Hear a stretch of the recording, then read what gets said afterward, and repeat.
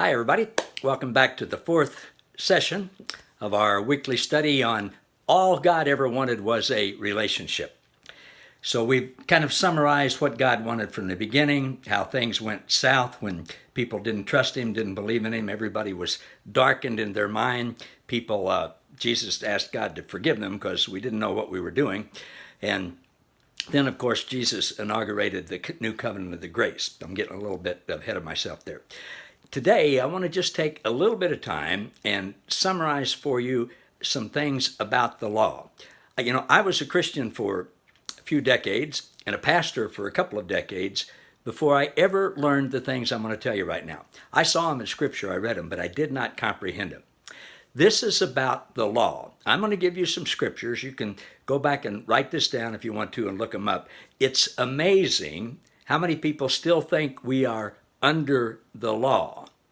We were never under the law, and we're not under the law now. As a matter of fact, Romans 6:4 says, we are not under the law, but we're under grace. I want you to look at some scriptures here that I'm going to summarize. Matthew 5:17 and 18. Jesus fulfilled the law. Hebrews 8:13 and 10:9. God made the law obsolete and took it away. Ephesians 2:13 to 16. Jesus ended the system of the law. Romans 6:14. Again, we're not under the law, but under grace. Romans 7:4 to 6. We have been released from the law. 2 Corinthians 3:6 to 9. The law ministered condemnation, doom, and death. Romans 3:19 and 20. The law has no power.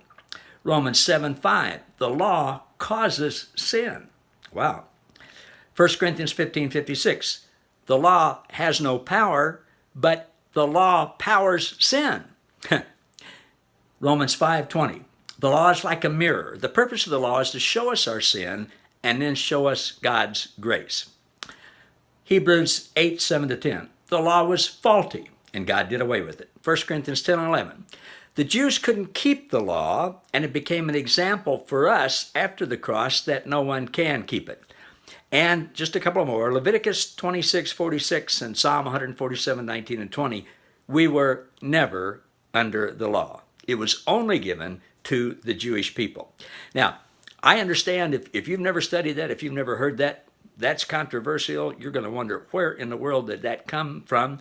But I encourage you, if you want to know about this, look those scriptures up. I wish I could give you a list of them on here, but I don't have that technology. Look those up and get the bottom line thing that we have never been under the law, we are not under the law, and we never will be under the law. The law's still there, it's still in Scripture, but it's not for us. Meaning you cannot get right with God, you cannot please God, you cannot gain or maintain a good relationship with with God by keeping the law. The only thing that the law is good for is to show you when you do something wrong.